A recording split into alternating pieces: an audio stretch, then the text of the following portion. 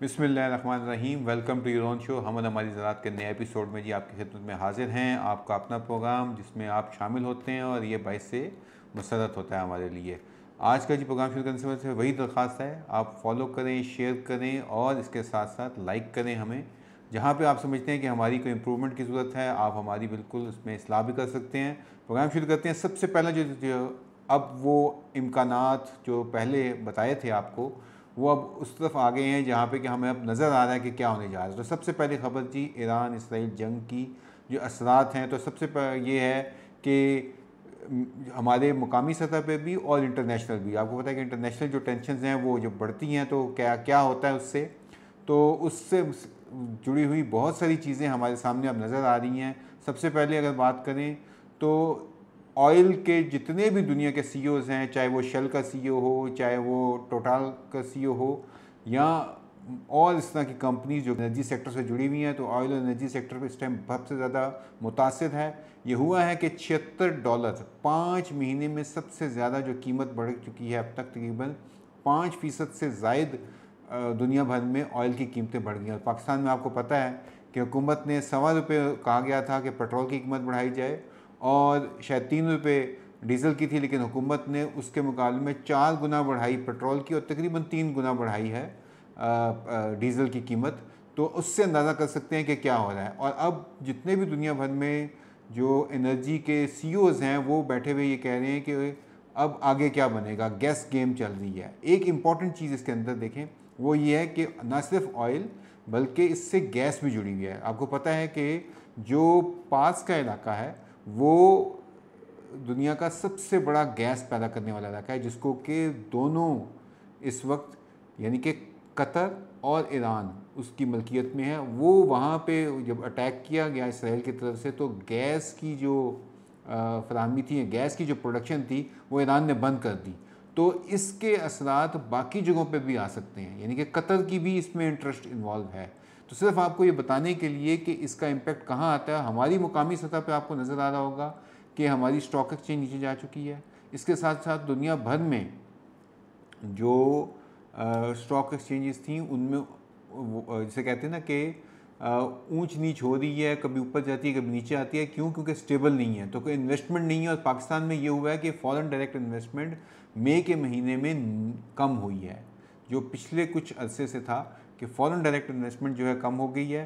तो अब आपको नज़र आ रहा आएगा कि महंगाई के असरात मज़ीद क्या हो सकते हैं इस जंग की बिना पे। आपको पेट्रोल में नज़र आ गया, पेट्रोल की कीमतें बढ़ गई हैं। पाकिस्तान में जब पेट्रोल बढ़ता है तो आपकी हर चीज़ बढ़ जाती है।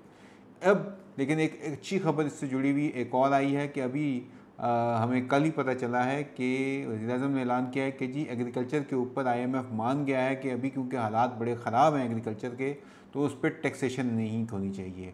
मेरे ख्याल से ये एक मुस्बत चीज़ है जिस वजह से ये हुआ है। और एक अमल जो इसके अंदर दिखाई दे रहा है वो ये है कि पाकिस्तान में पहली दफ़ा हुआ है पूरे 5 महीने में कि हमारी जो यूरिया की और इसके साथ साथ DAP की जो खादें हैं उनकी जो कह लें कि सेल्स हैं वो बढ़ गई हैं। यूरिया की तकरीबन 5% है और DAP की इससे ज़्यादा। लेकिन इसमें एक अमल दखल इस चीज़ का था कि पहले क्योंकि इस बारे में काफ़ी ज़्यादा इम्कानात ज़ाहिर किए जा रहे थे कि IMF की वजह से टैक्स जो आ रहा है, तो टैक्सेशन की वजह से हुआ ये कि बहुत सारे लोगों ने ख़ुद से ये चीज़ें ख़रीदनी शुरू कर दी। और हमसे सवाल भी पूछा था किसी भाई ने हमारे, और उन्होंने कहा था कि जी अभी ख़रीद लेनी चाहिए या नहीं। हमने भी इसकी का बात की थी। तो अब अगर ये इस बिना पे अगर ये सेल्स बढ़ी हैं तो मेरे ख्याल से अब चूँकि वज़ीर-ए-आज़म ने ऐलान कर दिया है कि टैक्सेशन नहीं हो रही, तो उम्मीद है कि इतने लेवल की टैक्सेशन नहीं होगी और महंगी नहीं होंगी चीज़ें। लेकिन इसमें एक अमल दखल जो था वो किसान कार्ड का भी था, उसके ऊपर भी काफ़ी लोगों ने इस दफ़ा ख़रीदी है, क्योंकि अब ज़ाहिर है कि अगला सीज़न शुरू हो रहा है। अगले सीज़न में आपको पता है कि अभी मकई की जो काश्त है वो होगी और कॉटन के भी अब सिलसिला चल रहा है। तो इन चीज़ों को देखते हुए इम्कानात ये हैं कि ये एक ख़तरे की जो घंटी है कि हुकूमत ने कहा है जी कि दवाइयों और एनर्जी के अलावा 1% टैक्स वो हर उस चीज़ पे पाकिस्तान में जो पैदा होती है उस पर लगाने जा रही है। तो अगर ये सिलसिला अगर हो गया तो उसमें ज़रूर है कि एग्रीकल्चर की सनत ज़रूर आएगी उसके ऊपर। तो ये एक अभी ख़तरे से टला नहीं है, लेकिन ख़तरा है इस चीज़ का। जी अब आते हैं कि हमारी दुनिया भर में कमोडिटीज़ के ऊपर क्या असर हुआ है जो ईरान इसराइल जंग है। तो दुनिया भर में जनाब ईरान इसराइल जंग का असर ये हुआ है कि जो आपकी गंदम है, गंदम, वो उसकी कीमतें बढ़ना शुरू हो गई हैं और उस कीमतों के बढ़ने से अमल दखल ये हुआ है कि इंटरनेशनल जो प्रेशर आना शुरू हो चुका है। इसके साथ साथ जो सोयाबीन था वो अमेरिकन सोयाबीन, उसकी भी कीमतें बढ़ी हैं। कॉर्न जो है वो थोड़ा सा नीचे आया है कॉर्न, लेकिन हमारी मुकामी मंडियों में क्योंकि इसका अमल दखल ज़्यादा है तो मुझे बड़ी देखने में आ रहा है कि वो जो हमने कहा था आपको 15 दिन पहले कि 15 दिन रोक लें, आपको इंशाल्लाह 2000 से ये 2500 क्रॉस करेगा। तो जो हमें रिपोर्ट्स आई हैं उसमें ये है कि ये 2700 तक कीमतें चली गई हैं उकाड़ा मंडी में, पाकपतन मंडी में, इसके साथ साथ जो चीचावतनी की मंडी है वहाँ पे, तो ये पाकपतन की मंडियों में तो 2500 से 2700 का कारोबार जो सा था वो हो रहा है। तो अगर आप किसान जो उनसे हैं वो आपको सूख भी गई, आपकी गई, तो आप बेशक आप इसको आप निकालना चाहते हैं तो निकाल लें। तो एक बार फिर शुक्र अल्हम्दुलिल्लाह कि हम सुरखरू है कि हमने पहले आपको कहा था कि 15 दिन ठहर जाएँ, 15 दिन बाद देखिएगा क्या स्पेल आता है। और अब कुछ कंपनियों ने जो फीड मिल्स हैं उन्होंने ख़रीदारी बंद कर दी है, तो करने जा रहे हैं। तो उम्मीद है कि आप लोग जो उनसे हैं वो वक्त के ऊपर अगले 2 से 3 दिन के अंदर अपनी जो आपने सेल करनी है, जो अपनी चीज़ प्रोड्यूस जो आपने है, जो आपका फसल है, उससे आप बेच के और मेरे ख्याल से अगली फसल की तैयारी करेंगे ताकि हम बेहतर तरीके पे इस पर कर सकें। एक चीज़ और जो अभी रिसर्च आई है उसके ऊपर आते हैं, फिर मैं चावल पे बात करूँगा।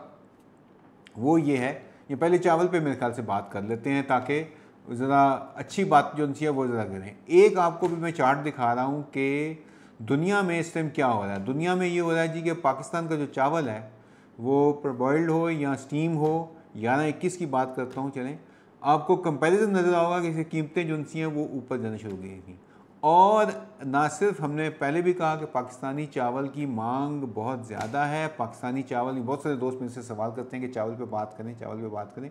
तो चावल पे जनाब बात ये है कि हमारा जो है ना ऊपर वाला हमने हाथ रखा हुआ है, वो ये किया हुआ है कि हमारी जो चावल की कीमत नज़र आ रही होंगी ग्राफ में, वो भारत के मुकाबले में, हालांकि 5% उसमें ब्रोकन जिसे कहते हैं एक्सपोर्ट की मार्केट में, वो आपको प्राइसेस देखें तो पाकिस्तान ऊपर रैंक कर रहा है।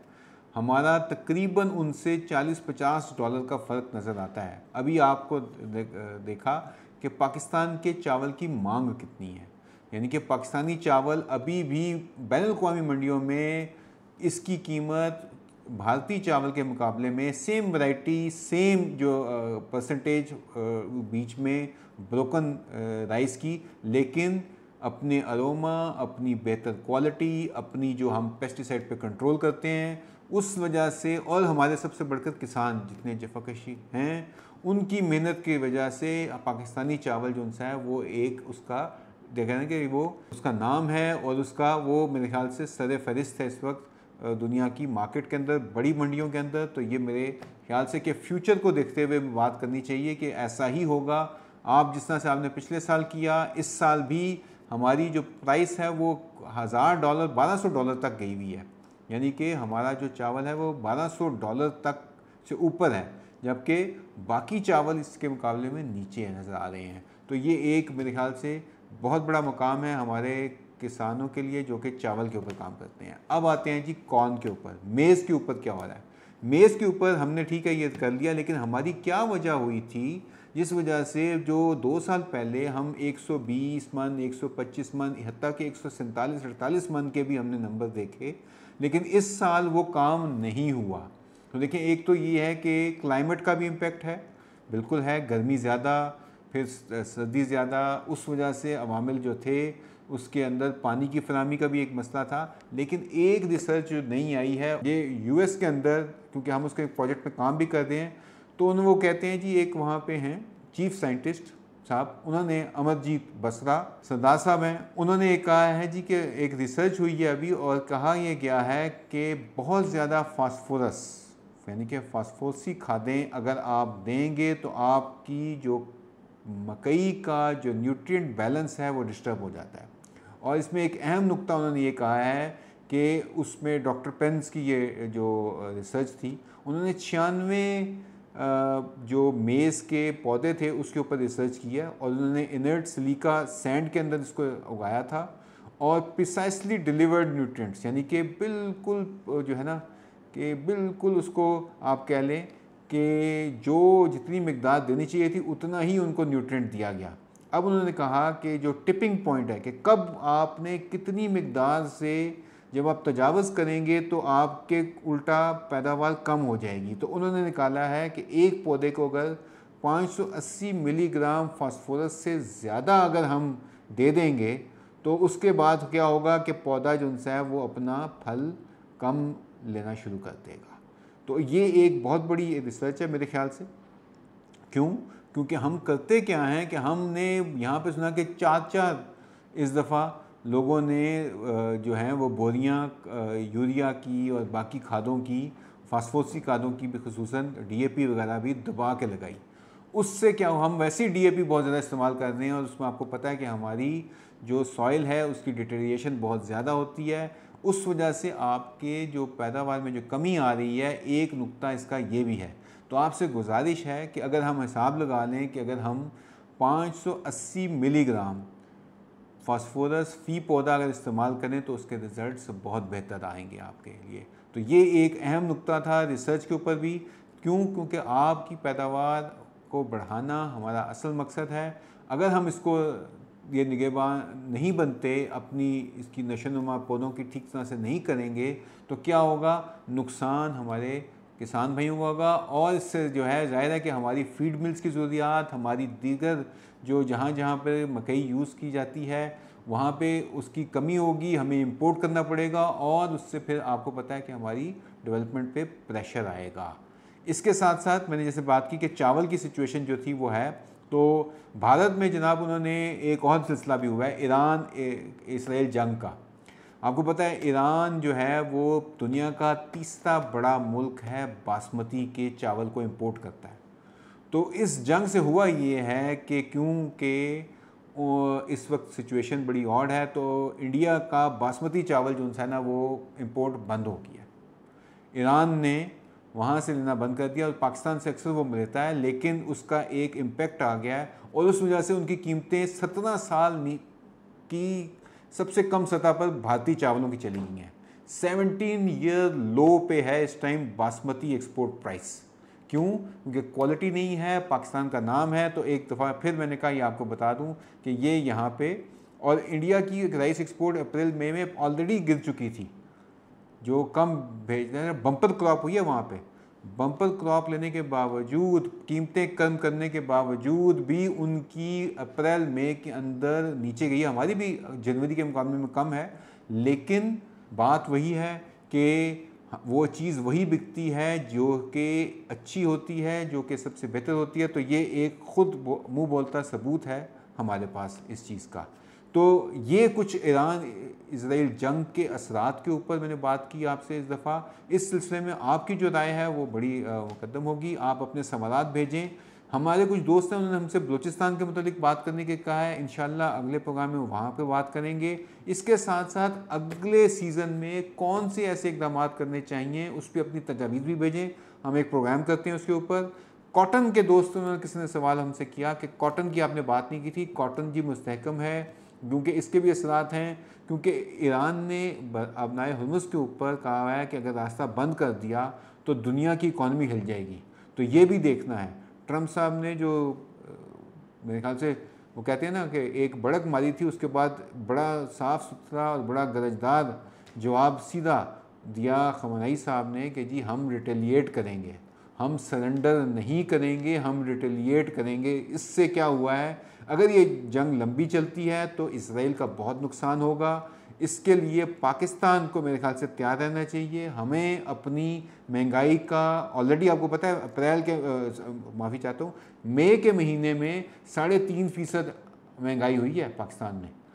जून में ये नंबर और ऊपर जाएगा क्योंकि पेट्रोल महंगा हो गया है।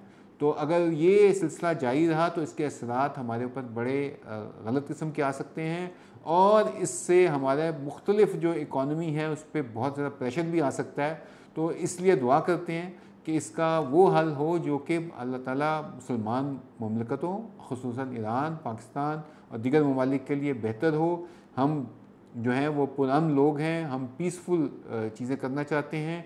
इसराइल ने जारहियत की, उसके ख़िलाफ़ भी बोलते हैं, और मेरा ख़्याल है कि जितना ये बेहतर ये शर जो उन्होंने फैलाया है इसको ख़त्म कर दें, ताकि दुनिया में सुकून और एक बेहतर जगह बन सके ज़िंदगी गुजारने के लिए। इंशाअल्लाह अगले प्रोग्राम में आपसे फिर हाज़िर होंगे, लेकिन अपने जो हमारी किसान मददगार चैनल को सब्सक्राइब भी ज़रूर करें और अपने साथ हमारे नेटवर्क के ऊपर ज़रूर आ जाएं। हमारी ऐप डाउनलोड करें, हमारे से अपने सवालात पूछें, हमसे अगर एग्री इनपुट चाहिए उनके मुताबिक मालूमात लें।